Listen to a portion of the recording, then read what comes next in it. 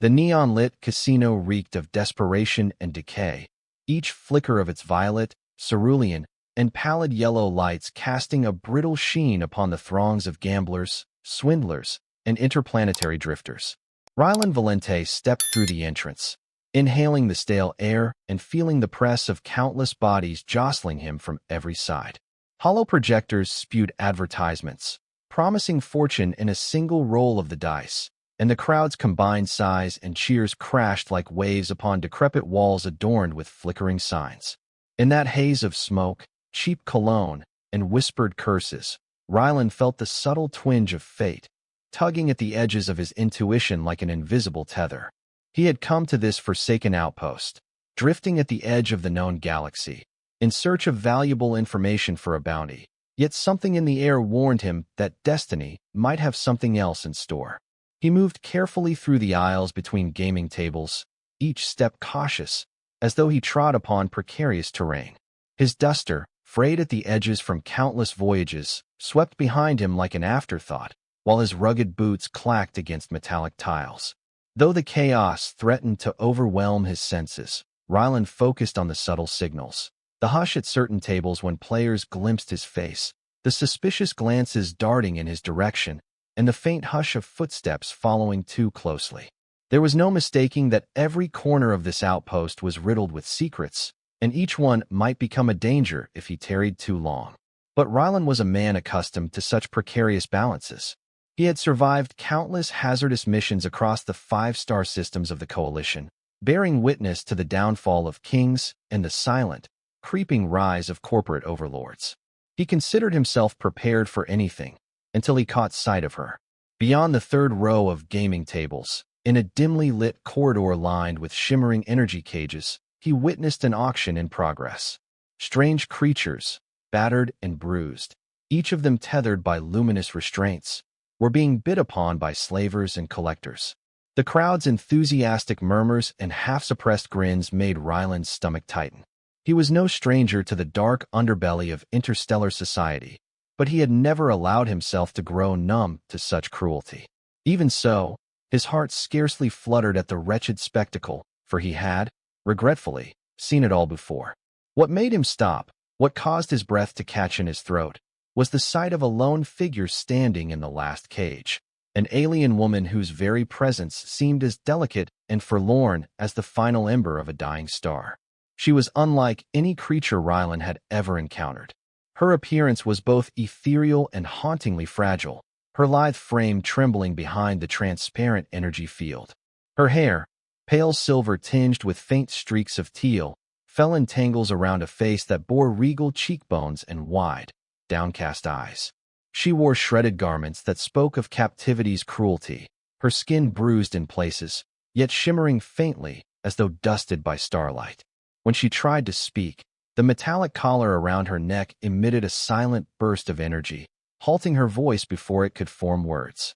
The crowd barely noticed, ignoring the quiet agony in her gaze. They chattered, placing bets, clamoring for a chance to own what they believed to be an exotic relic. Words like rare and extinct spilled through the air, prickling Rylan's ears. He found himself stepping closer, drawn by both curiosity and disgust. "Is that truly the last of her kind?" someone whispered, and a slime merchant confirmed it with a nod. They said her species had been wiped out in the aftermath of the Orion Wars, a conflict that had ravaged star systems decades before.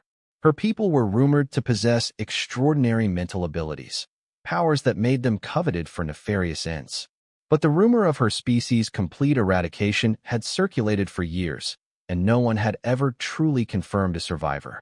Now, the battered and chained figure in the cage seemed to confirm it, standing there in the flickering neon lights as the final testament of a lost world. Rylan could not tear his gaze away from her haunted eyes. Something within him stirred. Perhaps it was a memory, a flash of times long past, when he himself had been a prisoner in a remote outpost on the edge of a contested border. He recalled the gnawing hopelessness of captivity, the sense of being forgotten by the stars themselves. A small part of him had died then, and it had taken years for him to reclaim any semblance of hope. Now, seeing the alien woman's terror and her forced silence, he felt that old wound open. With a trembling breath, He told himself this was not his fight. He had come for a bounty, not to rescue unknown beings from the darkest corners of the galaxy. Still, he could not turn away. Something deeper, call it conscience, or perhaps that spark of decency he had managed to keep alive, drove him onward. He elbowed his way to the front of the crowd, ignoring the pointed glares of the other bidders. The ringmaster, a tall, gaunt man sporting a suit of shimmering gold filaments, shot Rylan a dismissive glance. "We're not here for gawkers," the man snarled. "Place a bid, or step aside. This one's already promised to a client who pays handsomely for rarities like her." Rylan's voice was low and calm, though a tremor of anger pulsed beneath his words. "How much?" The ringmaster smirked, sensing a challenge. "Far more than you can afford, I suspect." Murmurs rippled through the onlookers, many regarding Rylan with curiosity. He steadied himself and glanced again at the alien. She seemed on the verge of collapse, her trembling hands pressed to the barrier that kept her imprisoned. There was no time for negotiation in the usual sense. Hesitation could cost her life. "Name your price," Rylan repeated, more firmly this time. A sneer twisted across the ringmaster's gaunt cheeks. 50,000 credits, non-negotiable. He spat, believing that figure would scare off the lone interloper. A hush fell. The sum was astronomical, even in these lawless regions. Yet Rylan did not balk. Though he did not have that kind of money in hand, he had resources stashed away. A starship worth far more, a hidden nest egg from a past job that had threatened his very soul, plus a reputation that allowed him access to a labyrinth of underworld favors. He also suspected the ringmaster would expect more than mere currency. The collective greed in that crowded hallway was palpable. "What if I win it in a wager?" Rylan asked. His words, soft as they were, caught the ringmaster's attention. High-stakes gambling was woven into the culture of that casino. People gambled their very lives daily, and lost them more often than not. The ringmaster's smirk returned with renewed malice. "Name the game," the ringmaster drawled, crossing slender arms as he scrutinized Rylan. "But if you lose, the forfeit will be your entire wealth, your starship, and any other asset you hold dear." Rylan's heart hammered in his chest, but he refused to outwardly show fear. He simply nodded. "Agreed." The crowd parted, forming a ring around a battered card table as old as the station itself.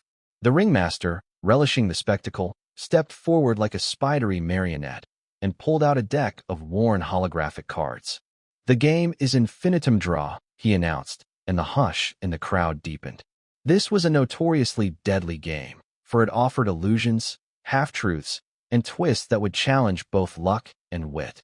Many had gone bankrupt, and some had lost more than money, by daring to play this cunning match of wits and nerve. Rylan settled himself in a chair opposite the ringmaster. He draped his coat over the seat, feeling the uneasy sweat on his back. Around them, watchers placed side bets, hoping to profit from his failure or success. The ringmaster flicked out the cards with expert hands, each card shimmering with cryptic symbols that would rearrange themselves every time a bet was placed. Rylan studied each flicker, each swirl of color, mustering every ounce of skill and intuition he had honed over years in seedy bars and clandestine dens. The hush was absolute, broken only by the drip of a leaky pipe overhead and the occasional beep of someone's communicator. Round after round, chips clinked as the stakes rose. Rylan matched the ringmaster's cunning with calm determination, ignoring the goosebumps prickling his arms, ignoring the creeping sense of dread that whispered, "You're risking everything for a stranger." Each time the ringmaster revealed a sly grin, Rylan answered with a measured expression, unwilling to give away the slightest hint of worry or triumph. The swirling patterns on the cards danced beneath the neon gloom, as if mocking the very notion of certainty. Then came the final draw, the deciding card that would tilt fortune's balance. Sweat trickled down Rylan's temple. The ringmaster's eyes gleamed in the half-darkness as he slid the last card across the table. Rylan took a steadying breath, gambling not just his money, but also his sense of honor. If he lost, that woman behind the cage would be sold to a life of misery, her last chance at freedom extinguished like a flicker of starlight. He risked a glance at her cage, finding her eyes locked onto his, a silent plea shimmering in their depths. In that moment, he steeled himself and turned over his final card. A murmur rippled through the assembled crowd. The ringmaster's jaw tensed, his triumphant smirk faltering. Rylan had won. The significance of that victory burst upon the crowd in a single exhalation. Startled curses rose from those who had bet against him, while a few lucky winners clapped and whooped with delight. In stunned silence, the ringmaster parted his thin lips, glaring at Rylan with undisguised malice. But the rules of infinitum draw were sacred in this den of vice. If the ringmaster reneged now, his entire operation would be forfeit. Thus, with reluctant compliance, he deactivated the energy cage around the alien woman. The collar about her neck flickered, then clicked open, releasing her from its vow of silence. She staggered out into Rylan's arms, weak with relief and exhaustion. "Your name?" Rylan asked gently, supporting her trembling body. Her clothes were tattered, and her hair fell in half-matted strands across her face. She tried to form words, but faltered, as if speech was a foreign concept after such long suppression. Finally, she forced a whisper that slid through the hush. "Alia." A single name, laden with the weight of heartbreak, yet luminous with that fragile hope she still clung to. Rylan nodded, wrapping his coat about her shoulders, shielding her from the avid stares of the crowd. In that moment, he realized he had indeed sacrificed everything, starship, fortune, even his future security, to free this one, singular being. He did not question it. He had taken a leap of faith, guided by an impulse he could scarcely articulate. As they turned to leave, the ringmaster's voice slithered through the hush, a promise of vengeance.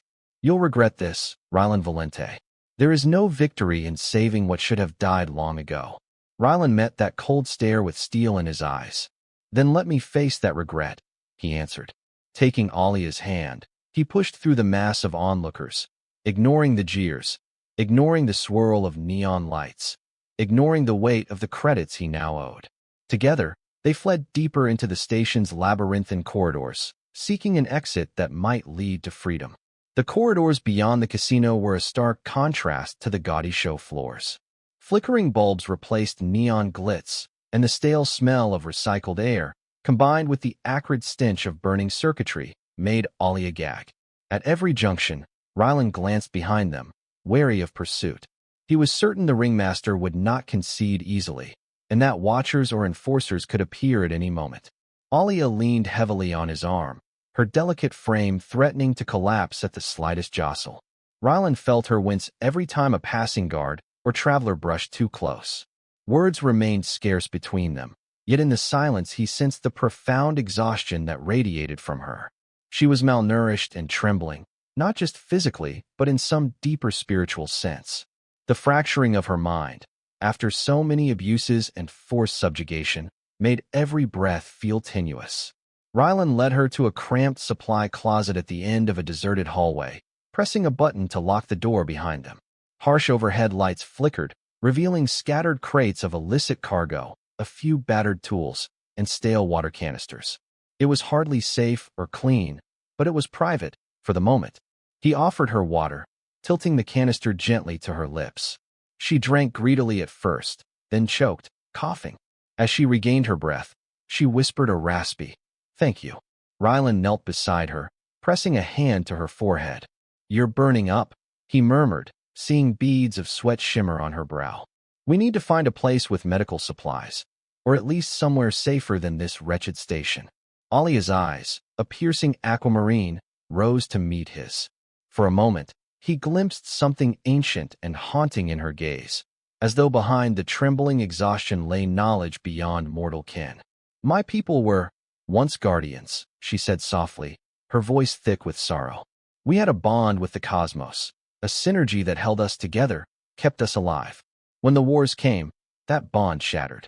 Those who survived perished slowly without it. I thought I was alone." Her words resonated with hints of telepathy, though faint and struggling to form. Rylan tried to steady his breath. She was the last of her kind, a species believed extinct, who had survived on nothing but sheer will. "I'm sorry," he said quietly, not knowing what else to offer.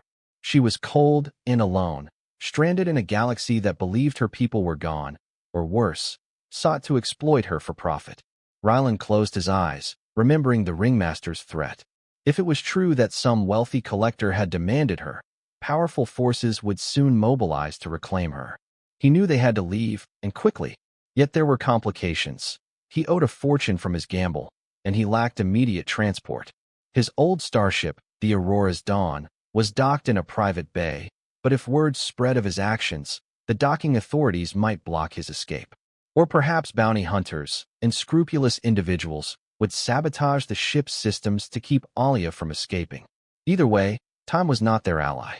They remained in the cramped room for what felt like an eternity, though it was likely less than a quarter hour. Alia, still trembling, closed her eyes as if every breath drained her strength. Rylan scanned the meager medical supplies on a rusted shelf.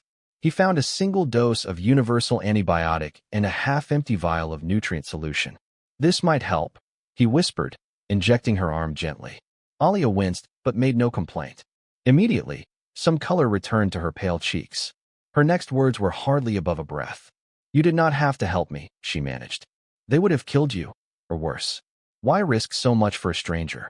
She coughed weakly, eyes drifting shut. Rylan hesitated, searching for an honest reply. "Because," he said, feeling the weight of old memories pressing on his mind. "Because there was a time when I was alone, and someone I barely knew stuck their neck out for me. I guess I owed the universe a debt." He brushed a hand across the dusty floor, the grit and grime clinging to his palm. "We all have choices, Alia, even in the worst moments. Turning my back on you wasn't a choice I could live with." She nodded, faintly, the ghost of gratitude touching her features. For a moment, she leaned her head against his shoulder. The warmth of that small gesture stirred something in Rylan's chest, something that felt strangely like purpose. Eventually, they dared to leave the supply closet. Rylan, supporting Alia's weakened steps, led her through winding corridors, bypassing or distracting any patrolling guards.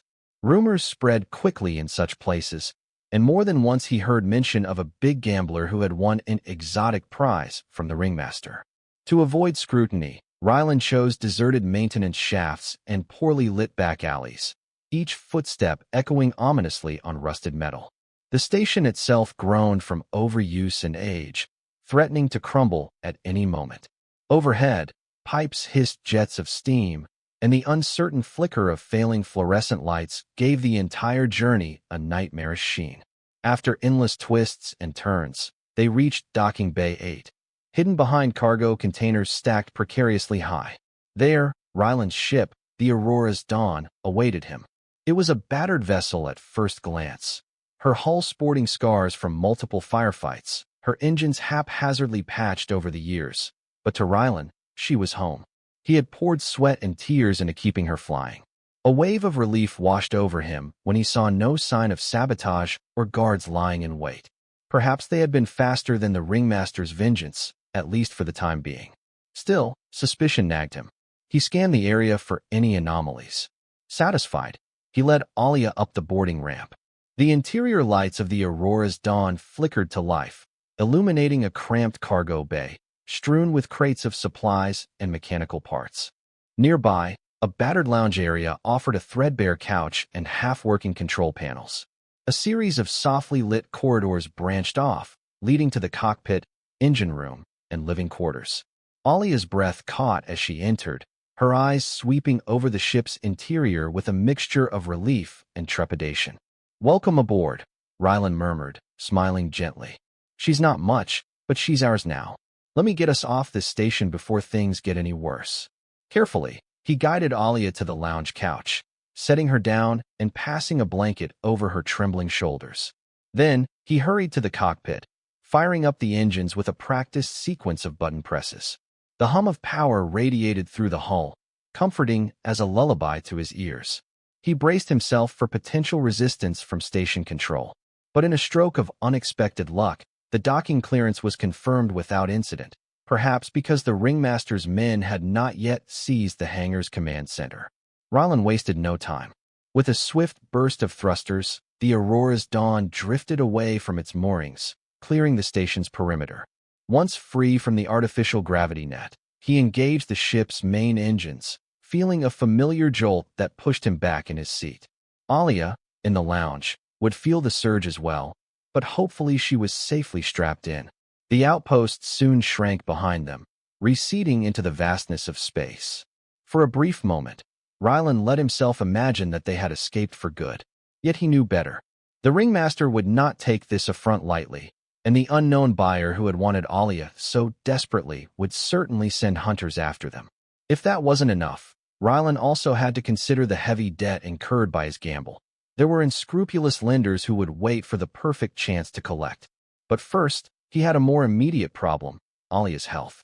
He found her where he had left her, curled beneath the thin blanket on the couch, eyes squeezed shut in pain. She opened them as he approached, fixing him with an apologetic gaze. "I feel like I'm fading," she whispered. "You'll be safe now," Rylan assured her, kneeling at her side. He placed a palm against her forehead, finding it hot to the touch. "We'll find a medic or a safe harbor somewhere. Try to rest." She shook her head weakly. "My body can heal if given the right energy. My people required something we called the harmonic bond. Without it, we grew ill. We lost our connection to each other, to the cosmos. We died." Her voice quavered, weighed with an unspoken dread. Rylan frowned, uncertain. "I'm not sure I follow. Is it something we can replicate with medication or technology?"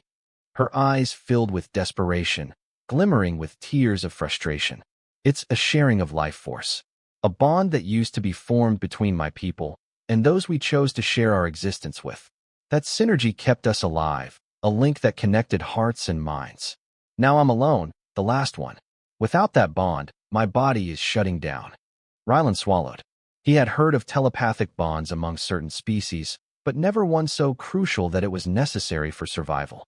Fear pricked the back of his mind, for he knew that forming such a link might be permanent, or even lethal if mishandled. "What if we find a place with advanced xenobiologists? Maybe they can help," he suggested. "We can scan for any traces of your people. Perhaps you're not truly alone." Alia's expression tightened, her lips forming a sad line. "I've searched, or tried to, for years. Everywhere. There is no one left. The bond has to be with someone else with you, if you're willing." His pulse quickened. The gravity of that request was immense. Bonding his life force with hers was not a decision to be made lightly. Yet, seeing the fragile rise and fall of her chest, the trembling of her limbs, he sensed the urgency. Her body was failing rapidly, and she had no one else to turn to. Still, the risk to him was unknown. Such a bond could entwine their minds forever, binding them in ways he could not predict. He thought of the ringmaster's mocking words, the staggering debt waiting for him, and the uncertain future that lay ahead. Then he looked again into Alia's eyes, and his heart quivered with sympathy, forging courage from compassion. "Tell me what it entails," Rylan said gently, cradling her hand in his own. Relief wove through her features, but the fear did not vanish. "I must share my mind with you. It is deep and intimate, beyond mere telepathy. We would glimpse each other's memories, perhaps even feelings. Once the bond is established, our energies will flow between us, sustaining me and, hopefully, not harming you." Rylan pressed his lips together. "You said your people once had these bonds among themselves. Is it safe to bond with a human?" She closed her eyes, tears slipping down her cheeks. "It has never been done before. But, if we do nothing, I will not survive long. And you would be free of further obligation, but I doubt you saved me just to watch me wither away." He squeezed her hand. The answer, to him, was obvious. He could not abandon her. "Show me how," he whispered. That night, in the quiet hum of the aurora's dawn drifting through space, Alia prepared the ritual. Rylan dimmed the ship's lights, allowing only a small glow from the overhead panel. She sat cross-legged on the lounge floor, guiding him to face her. Though her body trembled, she attempted to steady her breaths, reaching inside for strength. Rylan matched her posture, heart pounding in anticipation of the unknown. She placed her hands gently on his temples, her fingertips surprisingly cool against his skin. Then, she closed her eyes, murmuring soft words in a language older than any Rylan had heard. The cabin's atmosphere seemed to shimmer. Rylan felt a strange warmth spreading through his thoughts, like a gentle breeze rustling the leaves of his memories. For a moment, he glimpsed fragments of Alia's life. A starlit city of gleaming towers, where her people once thrived. A field of blossoms that changed color with the seasons of an alien sun. The solemn council where her elders debated the looming Orion Wars. the terror of invasion, as starships rained destruction upon their shining homeland. He gasped, tears stinging his eyes, because he could feel her grief, raw and recent, as though it had happened only yesterday. In return, he sensed Alia glimpsing into his mind, fleeting images of his childhood on an overpopulated Earth colony, rummaging through garbage for scraps, the beatings he endured at the hands of petty thugs, the taste of hopelessness. She saw him as a young man, manipulated by a crime syndicate, forced to run dangerous jobs to survive, narrowly escaping a prison sentence. She saw him older, battle-worn but determined, forging a new path as a freelance pilot and bounty hunter, trying to do some good in a galaxy rife with suffering. Their memories mingled, sorrow meeting sorrow, hope meeting hope, forging an unspoken empathy. Then the bond solidified. A tangible surge of energy flared within their clasped hands, traveling through Ryland's veins like liquid fire. He inhaled sharply, feeling a wave of dizziness and a riot of emotions. Alia arched her back, tears streaming down her cheeks, as a faint glow emanated from her chest. The bond's power pulsed, weaving them together. In the brief instant of this cosmic confluence, Ryland's heart pounded so intensely he feared it might burst. Then, as quickly as it came, the radiant surge ebbed. He opened his eyes, blinking away bright specks of color dancing at the corners of his vision. Alia breathed softly, her trembling greatly diminished, and a slight flush of healthy color now tinged her pale cheeks. She gingerly released her grip on his temples, and he could feel the bond still there, like a newly opened channel between them, warm and serene. He was dazed, yet somehow calm, as though the universe itself whispered reassurance. Alia's eyes fluttered open, and she offered a small, trembling smile. "I can feel warmth again," she murmured, her voice steadier. "I'm not alone." The fatigue hit Ryland abruptly, making him slump forward. He realized the bonding had drained him too. Yet, within the echoing corridor of his mind, he also felt an unexpected solace, as though Alia's presence was gently cradling his spirit. "And you?" he asked, breath ragged. She nodded slowly, touching a hand to her heart. "Your energy, it's helping me heal." "Thank you." They remained like that, silently marveling at the intangible connection between them, until exhaustion overcame them both. Ryland guided Alia to the couch, covering her with the blanket. Then he collapsed into a nearby chair, succumbing to a deep sleep laden with strange dreams, visions of alien landscapes, shining crystals that resonated with cosmic melodies, and fleeting impressions of an ancient wisdom carried within Alia's very bones. Morning, if one could call the next cycle on a spaceship morning, came with the shrill beep of an incoming message on the comm console. Ryland stirred, bleary-eyed, and felt a jolt of unfamiliar awareness, as though his mind was no longer confined to his own body. Alia was stirring too, blinking at him with renewed vitality. He could sense her emotions in a gentle wave, like an empathic connection that reflected her curiosity and lingering aches. She stood, more stable on her feet than before, and followed him to the cockpit. The comm panel blinked with an urgent message. Ryland flicked a switch, expecting trouble. A gravelly voice emerged. "Ryland, I don't know what you did, but half the station's underworld is gunning for you. The ringmaster put a bounty on your head, plus interest. Some powerful backers want that girl. Apparently, they want her alive. Word is, they're sending out trackers across the sector. Watch your back." Then the transmission ended in static. Ryland exhaled slowly, suppressing a rising dread.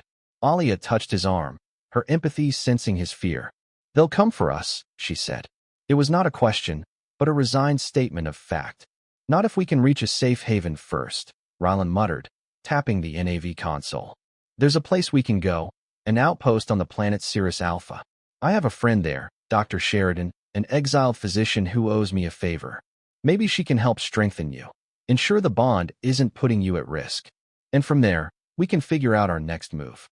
Alia gave a determined nod. Although fear simmered in the bond that united them, there was also a spark of resolve in her eyes. "Let's do it," she whispered.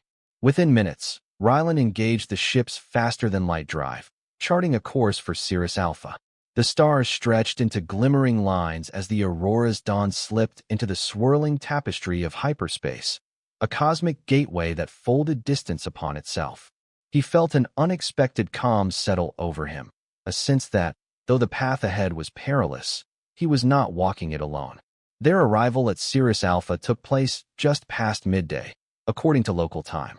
A pale sun hung over a planet bathed in swirling clouds of turquoise and white. Towering spires poked through ephemeral mists, and broad, crystalline seas spanned the horizon. Much of the planet was known for its violent storms and hidden enclaves, but pockets of habitable zones existed, each run by isolated communities of free thinkers and exiles. Rylan guided the Aurora's dawn through turbulence, weaving around thunderheads that crackled with blue lightning. Alia watched from the co-pilot's seat, eyes wide in wonder at the swirling cloud formations. Once or twice, Rylan glanced her way, finding a faint smile curling her lips. He could feel her awe, a gentle ripple in their bond, reminding him that even on a planet half-drenched in storms, there was beauty to be found. After a harrowing descent, he finally set the ship down in a clearing just outside a small settlement perched on a rocky plateau. The settlement's architecture was makeshift, a cluster of geodesic domes and reinforced structures, braced for the violent weather that plagued Sirius Alpha.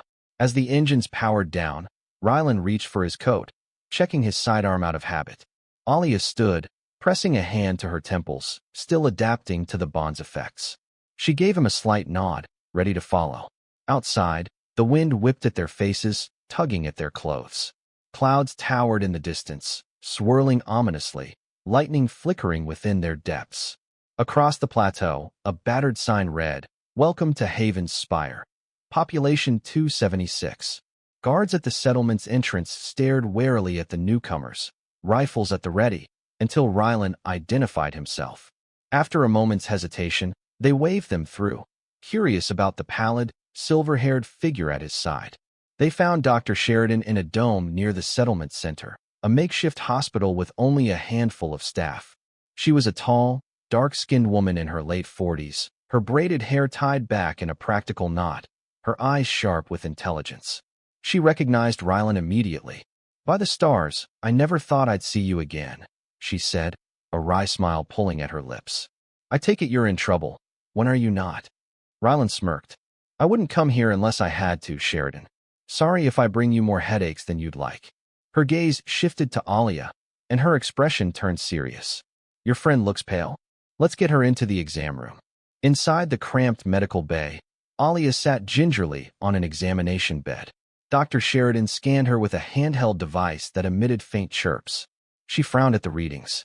"Her physiology is unique," she murmured, brow creasing. "I see evidence of malnutrition, internal trauma, and something else. It's like her cells are adapting in real time, drawing energy from an unknown source." She glanced at Rylan. "You?" He nodded, explaining the bond they had formed. Sheridan listened intently, her eyes widening in surprise. "A telepathic life bond, you say? I've heard of such things among certain races, but never so specifically tied to survival. This is unprecedented." She switched off the scanner. "Alia, how do you feel?" Alia took a moment, choosing her words carefully. "Better than I have in years," she said softly, casting a grateful glance at Rylan. "But I can still feel echoes of weakness, like my body hasn't fully stabilized." Sheridan nodded. "I'll do what I can to bolster your system, vitamin infusions, specialized nutrients that might support your physiology. As for the bond, it seems to be the main thing keeping you alive. So I would advise caution in pushing it. If anything disrupts that connection, you could relapse." A cold weight pressed in Rylan's chest. He realized that even though they had formed this bond, Alia's survival was not guaranteed. The galaxy was a dangerous place, filled with those who would exploit her vulnerabilities. Yet seeing the gentle strength in her eyes, he felt his resolve harden. He would protect her, whatever the cost. Over the next few days, Alia's condition improved under Dr. Sheridan's care. With each hour, she regained vitality, her appetite returning, her bruises fading, and her voice growing steadier. Rylan remained at her side, forging a deeper friendship that transcended words. Through their bond, they shared fleeting impressions. He felt her joy at rediscovering a sense of health, and she sensed his determination to keep her safe, as well as his hidden fears about the future. Sometimes, They spoke of her lost homeworld or of Ryland's past as a drifter seeking redemption. Other times, they shared comfortable silences, each finding solace in the other's presence. Meanwhile, Dr. Sheridan discreetly spread word that Ryland had come to Cirrus Alpha seeking medical help. She hoped to misdirect any bounty hunters by implying that Alia was merely a traveling companion. However, rumors in small settlements spread like wildfire. One afternoon, Ryland caught wind of strangers asking about a silver-haired alien. Tension knotted his gut as the reality of their situation struck anew. The ringmaster and the buyer who coveted Alia would not rest, not until they reclaimed her, if not for profit, then out of spite. And so, on the third night, their sanctuary was shattered.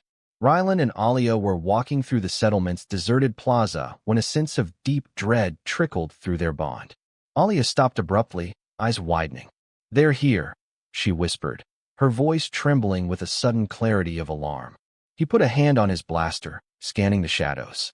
A moment later, silhouettes emerged from behind crates and corners, the flicker of lightning revealing their shapes in the gloom. 5 or 6 figures, armed with energy rifles, spread out in a semicircle around them. At their center stood a woman clad in sleek, dark armor, her face concealed behind a half-mask that only revealed cold, calculating eyes.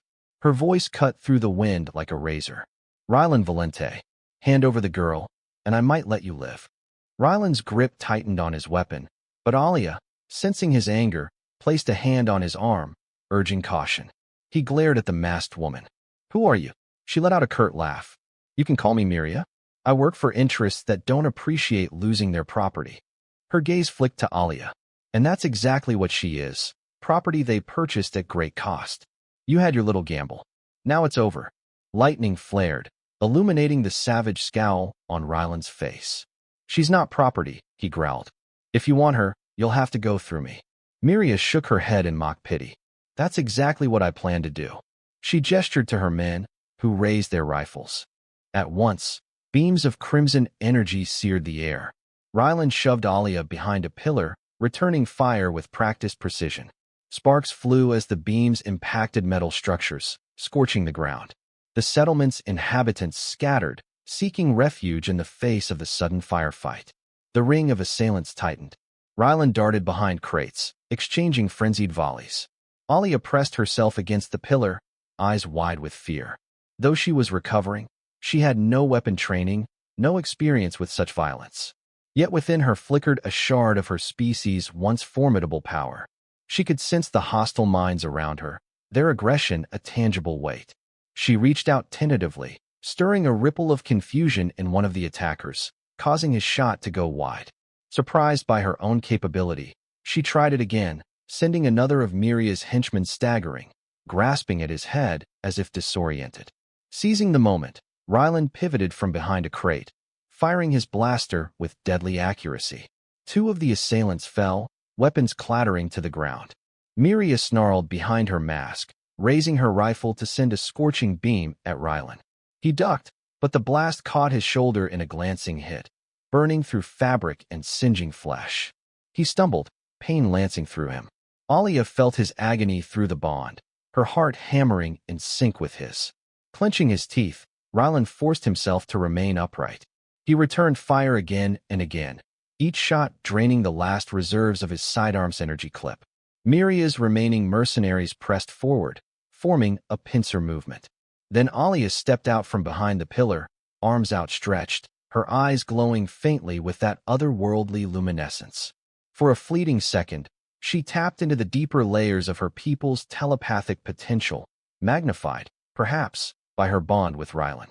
A wave of silent force rippled outward, knocking the mercenaries off balance.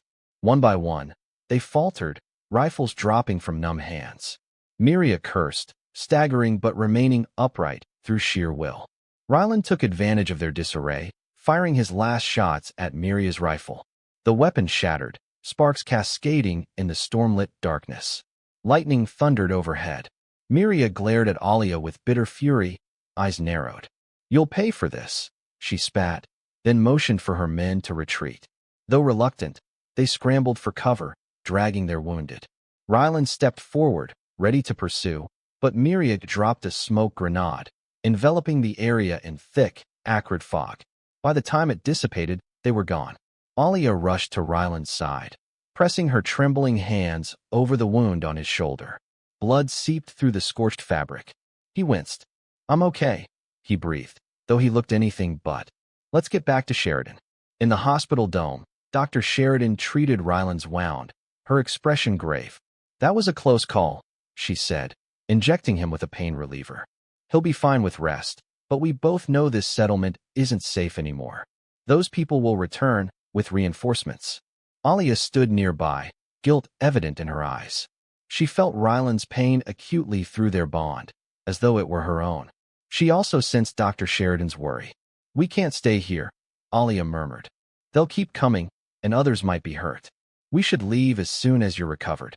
Ryland, leaning against the bed, nodded wearily. "I brought this upon you," he said to Sheridan. "I'm sorry." She waved off his apology. "You did the right thing saving her, but that means you're both in deep trouble now. The Ringmaster's connections run wide, and whoever funded Alia's capture is obviously resourceful. I can't protect you here." They spent the rest of the night planning. Dr. Sheridan provided them with additional medical supplies and a small crate of rations. She also modified a subspace transponder so they could contact potential allies. Ryland consulted with Alia, feeling her supportive presence in the bond as they weighed the grim realities. Their best hope, it seemed, was to vanish into the uncharted territories beyond Coalition space, a lawless frontier infamous for pirates and hidden strongholds, yet also offering the anonymity they needed to evade their pursuers. With the Aurora's dawn refueled and Ryland's wound mostly mended, they prepared to depart at first light. Morning dawned in swirling clouds of turquoise and gold as they took off. The settlement's inhabitants watched quietly, some with pity, others with sympathy, knowing that trouble often followed those who defied the galaxy's powerful. Dr. Sheridan waved them off, a soft sadness in her eyes. Ryland lifted the Aurora's dawn through the storm-laden skies, emerging into the calm hush of space. Alia, seated beside him, exhaled a tense breath. She reached out, fingers gently wrapping around Ryland's free hand. He turned to her, meeting her gaze. Through the bond, their emotions danced: fear, relief, determination. "We'll figure this out," he said, mustering a small smile. "We just have to stay a step ahead of them." She nodded, though worry lingered in her aquamarine eyes. "I believe in you, Ryland." Despite the looming threats, his heart warmed at her trust. Even with the promise of danger, something akin to hope permeated the cabin. They had each other, bound by a promise that transcended species and circumstance. For the first time in years, Ryland felt truly needed, and for Alia, the bond was more than survival. It was proof she had not been forsaken by fate. They set their course for the outer fringes, star maps glowing on the console. As the ship sliced through the endless night, both of them wondered how long they could outrun their enemies, and what new challenges waited beyond the rim of civilized space. Days bled into weeks as they ventured deeper into uncharted star lanes. Their flight was punctuated by careful stops at remote outposts for refueling and trading, each time keeping a low profile. Alia's health stabilized, and together, they navigated the complexities of her bond with Ryland. Sometimes, she would gently use her telepathy to nudge potential threats away, sowing confusion or disinterest in anyone who stared too long. Other times, Ryland would handle negotiations, employing his roguish charm to ensure they weren't cheated or revealed. Through these trials, their connection deepened. They discovered that sharing the bond allowed them to sense each other's surface emotions, and at times, they could even share fleeting glimpses of the other's perspective. More than once, Ryland found himself finishing Alia's sentences, or she would suddenly turn to address a question that Ryland had only thought of asking in his head. It was unsettling, yet strangely comforting, like discovering a friend who spoke the same secret language. During one quiet evening on the Aurora's dawn, they lounged in the cockpit, watching the swirl of the hyperspace corridor. Alia's voice was gentle when she broached a painful topic. "Ryland, I felt your nightmares at times. Memories of a cell, of people hurting you. I'm sorry. You didn't deserve that." He stiffened slightly, gaze fixed on the swirling starlight. "That was a long time ago," he muttered. "I was young and desperate. I got mixed up with the wrong crowd. When I tried to back out, they locked me up, tried to break me. A friend helped me escape. I owe her my life, but I never saw her again. Since then, I've been drifting, doing what I must to get by, and trying to make amends for the things I've done. Alia's hand slipped into his. We can't change the past, but we can choose to be better every day, she said softly. You saved me. If that's not a sign of who you are now, I don't know what is. Her empathy laced into his mind, and though Rylan blushed, he also felt a tension in his chest unwind. He gently squeezed her hand. Thank you, he whispered, meaning it fully. Their reprieve ended when a proximity alarm shattered the calm. The Aurora's dawn lurched out of hyperspace, sensors flashing red. Rylan spun in his chair, scanning the readouts. We've been pulled out by an interdiction field, he said, cursing under his breath. Outside the cockpit's viewports, a warship loomed, angular hull bristling with cannons. Its insignia was unfamiliar, though the dark plating and menacing silhouette spoke volumes. A hail crackled over the comm. Unidentified vessel. Power down your engines and prepare to be boarded. Adrenaline surged in Rylan's veins. Alia sensed his alarm, her eyes wide. Who are they? She asked, though she suspected the answer. Rylan's voice was tight. I'd guess they're mercenaries hired by the ringmaster's buyer. Or pirates looking for a score. Either way, we're outgunned. He cut the comm without answering, plotting an emergency course that might evade the interdiction. But the warship fired a warning shot, a bolt of energy that rocked the Aurora's dawn, overloading the shields. Sparks danced on the consoles. Alia yelped, gripping her seat to stay upright. They'll disable us if we resist, she said, fear threading her tone. Rylan glanced at her, then back at the flickering readouts. We can't let them take you, he growled. His jaw tightened, mind racing for a plan. Then he remembered a rumor about these remote regions. Gravitational anomalies that could disrupt large ships, but might allow smaller vessels to slip away. If he could pilot them close enough to one of those anomalies. He spun the controls, plunging the Aurora's dawn into a daring dive toward a swirling mass of cosmic debris. The warship fired again, grazing the hull. Smoke billowed from the aft compartments, alarms blaring. Rylan wrestled with the throttle, weaving between chunks of drifting rock and shimmering pockets of cosmic dust. The warship followed, but its larger size forced it to maneuver more carefully, losing ground. Hang on, Rylan shouted, teeth gritted. The scanner showed a gravitational anomaly forming just beyond a cluster of asteroids.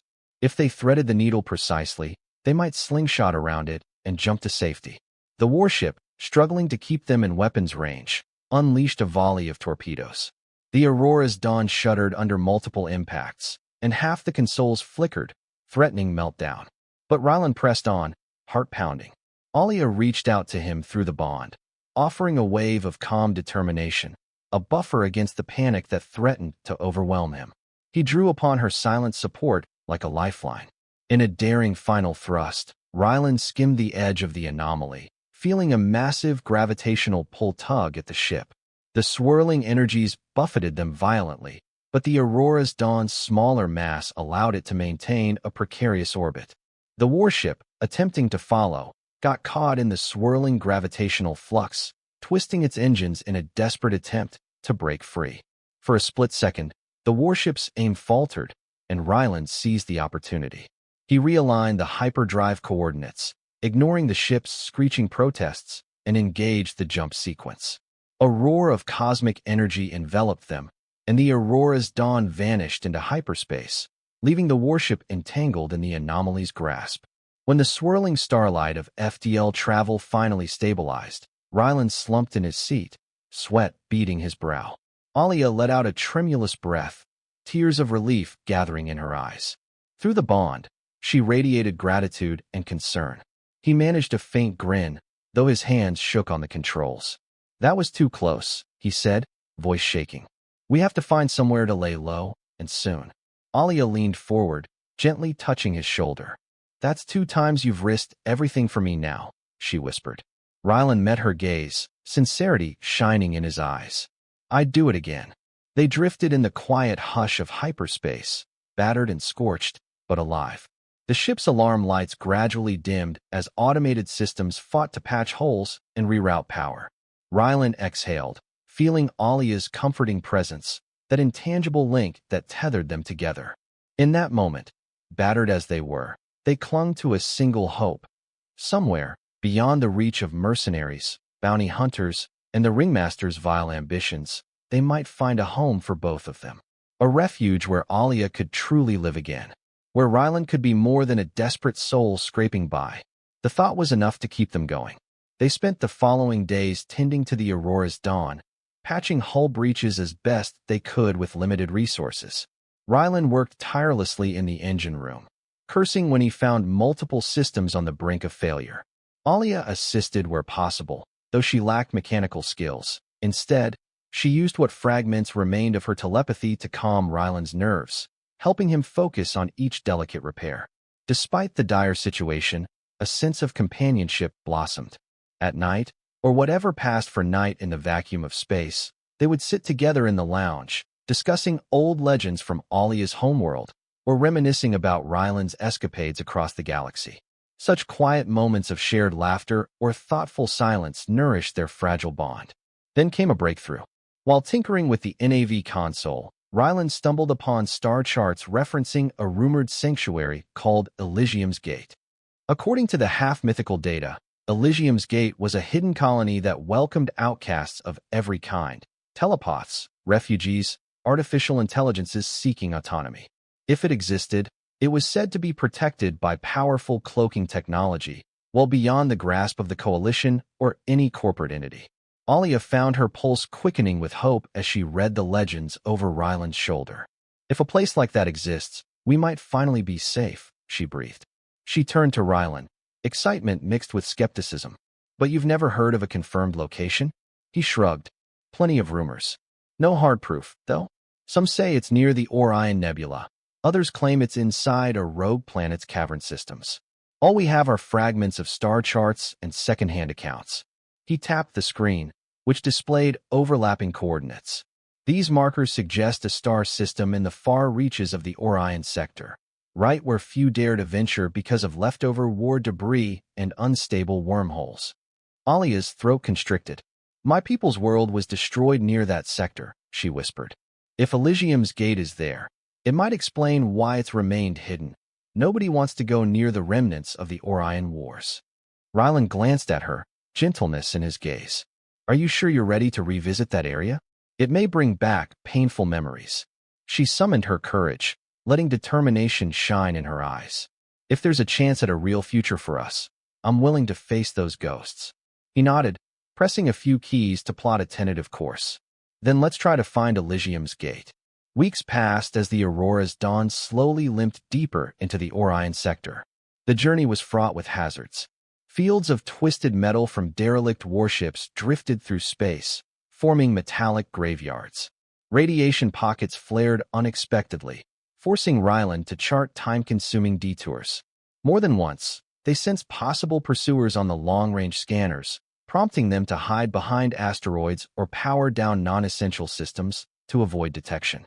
Through it all, Alia and Ryland grew closer, their bond deepening into something that transcended mere survival.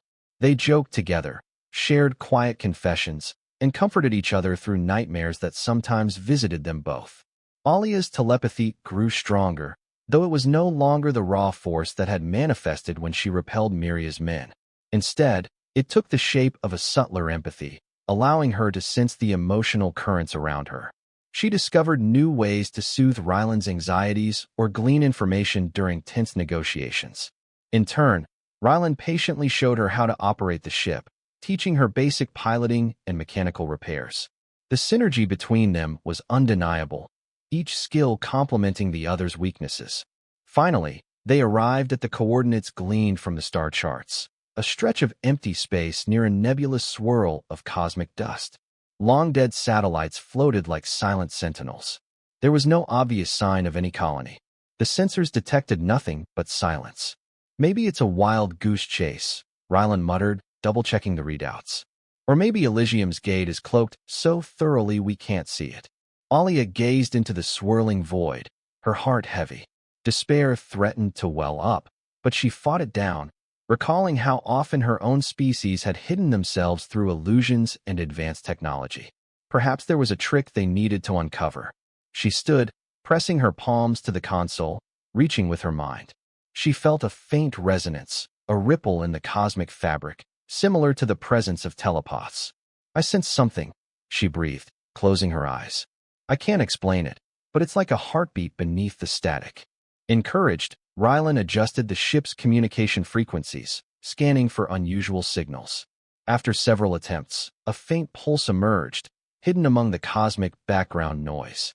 It was not a standard transmission, but rather a form of coded quantum entanglement.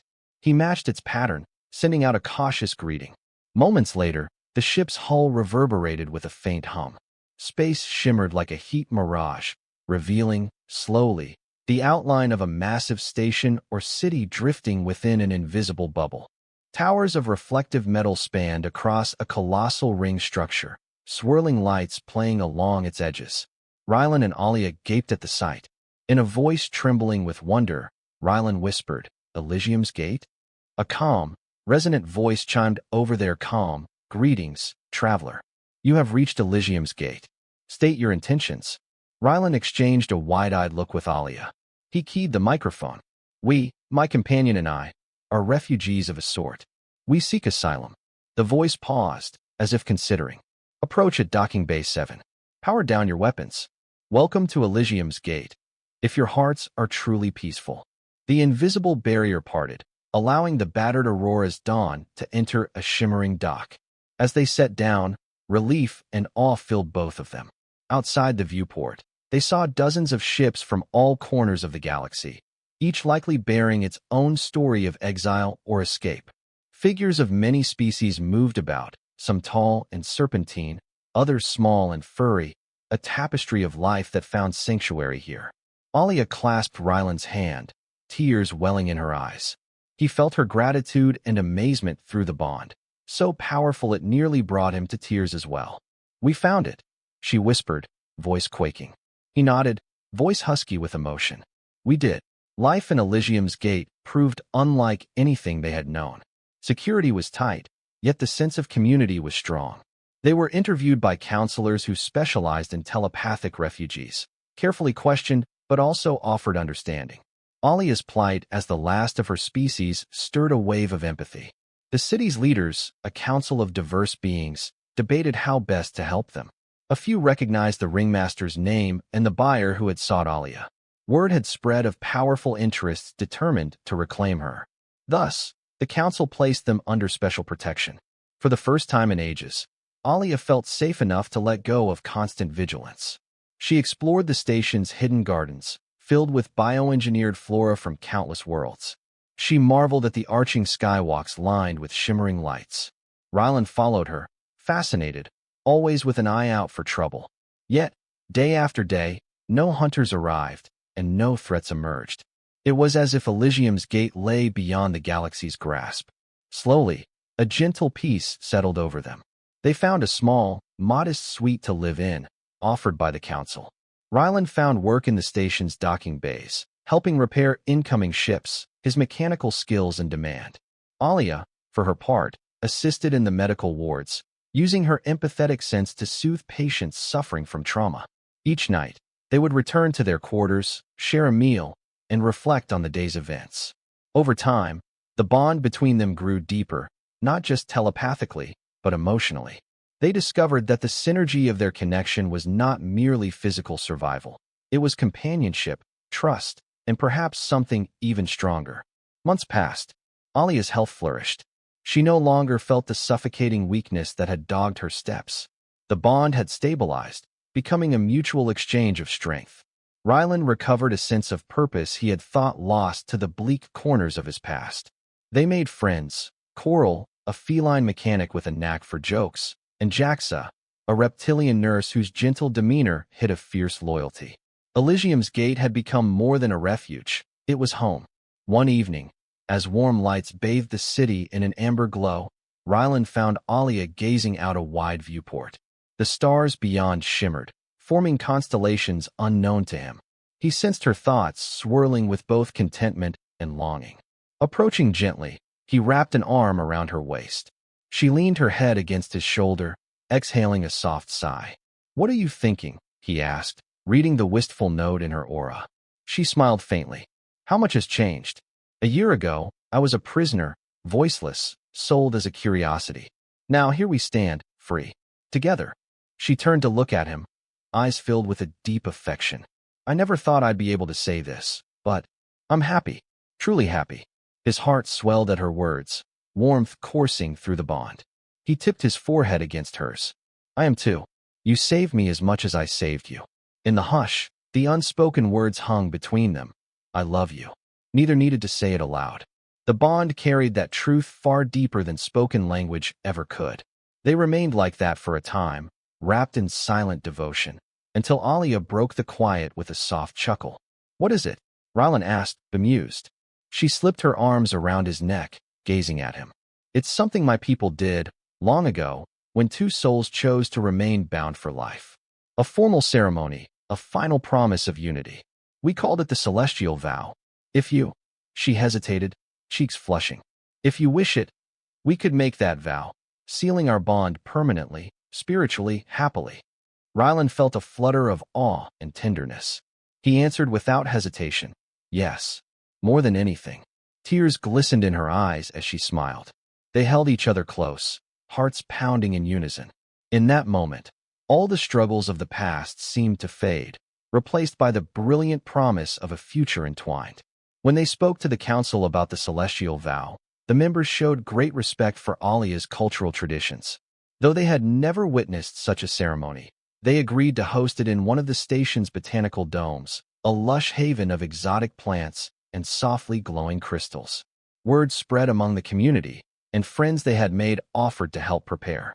On the appointed evening, the dome was lit by gentle bioluminescence. Alia wore flowing robes gifted by a tailor who specialized in alien attire, the fabric shimmering like moonlight. Rylan donned a simple, elegant outfit in dark gray, reminiscent of formal attire on old Earth. Together, they walked down a pathway of glimmering stones, accompanied by the soft hum of telepathic song, gifted by a group of empathic beings from the station. The council members watched in respectful silence. At the center of the dome, they stood face to face, hands clasped. Alia's voice trembled as she spoke in her ancestral tongue, calling upon the memory of her people. Though few understood the words, everyone present felt the power of her emotion. Rylan, guided by her telepathy, repeated the vow in the same language, voice reverent. They closed their eyes, focusing on the bond that joined them. A faint light glowed around them, a manifestation of their combined life force. It grew brighter, washing over the gathering with a peaceful radiance. When the final words were uttered, and the luminous aura subsided, a hush fell. No one breathed. Then a gentle breeze seemed to sweep through the dome, rustling leaves and flowers. Rylan and Alia opened their eyes, gazing upon each other with a love that transcended time and space. Applause erupted, cheers and joyful cries echoing under the dome's arches. Even those who could not speak for emotion found themselves smiling, tears glistening in their eyes. Alia and Rylan embraced, laughter mixing with tears of joy. In that singular moment, the ghosts of their past seemed to dissolve into the starlight. They were together, bound not by desperation but by choice, by love freely given and received. The galaxy, in all its cruelty and wonder, spun on outside, yet within that sanctuary, hope reigned. Their story, once marked by enslavement, voicelessness, and abandonment, now blossomed into a future bright with possibility. They had risked everything to save each other, and in doing so, they found a home, a family, and a love that would guide them through any darkness that dared to follow. Here, at Elysium's gate, under the silent watch of distant stars, Alia and Rylan's journey ended not in tragedy, but in a happily ever after that transcended the farthest reaches of the cosmos.